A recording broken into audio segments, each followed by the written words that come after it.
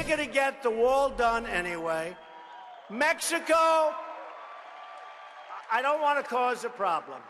I don't want to cause. But in the end, Mexico's going to pay for the wall. I'm just telling you.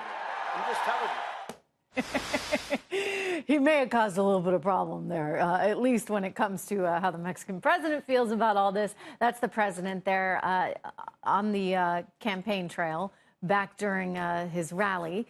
He said over and over again that Mexico will pay for the wall. In fact, he mentioned the wall 24 times there in that rally. His tough talk came despite ongoing negotiations over the future of NAFTA, but Mexico's president not having any of it, tweeting out instead, President Trump, no, Mexico will never pay for a wall, not now, not ever. Sincerely, Mexico.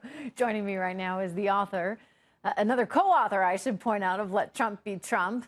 Popular book here today on Intel. I love that. Fox News contributor David Bossie. David, good to see you. You were at the rally along with Corey there last night. I did. You know, we traveled with the president to Nashville for Marsha Blackburn last night, so we were in the arena when he gave those remarks. Mm-hmm. People want Mexico to pay for it. It's a little tricky when they're saying no, but it may come down to NAFTA and trade, right? The American people elected Donald Trump. Donald Trump became the nominee of the Republican Party, and then he became the president of the United States over border security, over securing America from threats at home and abroad. And that was a major theme in our campaign. That was one of the reasons he got elected, and he's going to stand up and make sure that that wall is built during his time as president, number one. And number two is whether it's through negotiations, and getting rid of this horrible trade deal, which he campaigned against, this NAFTA deal, and trying to renegotiate maybe direct deals with Canada and Mexico and others. You know what? That can be done, but maybe there's a tariff involved. Maybe there's a new tax involved. Maybe there's a toll involved that people are going to pay.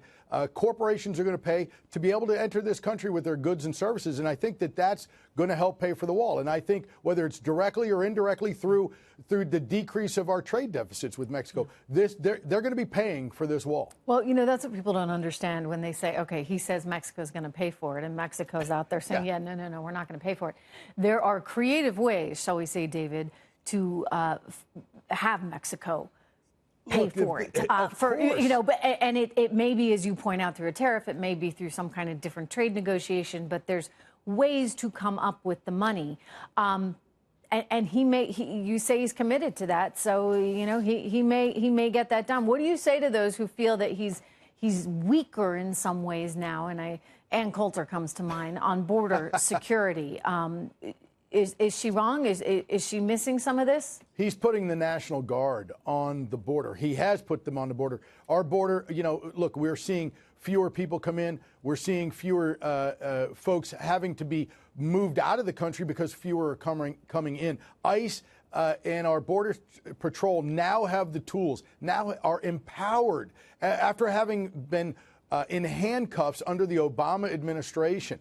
Look, he has taken the gloves off against the war on MS-13.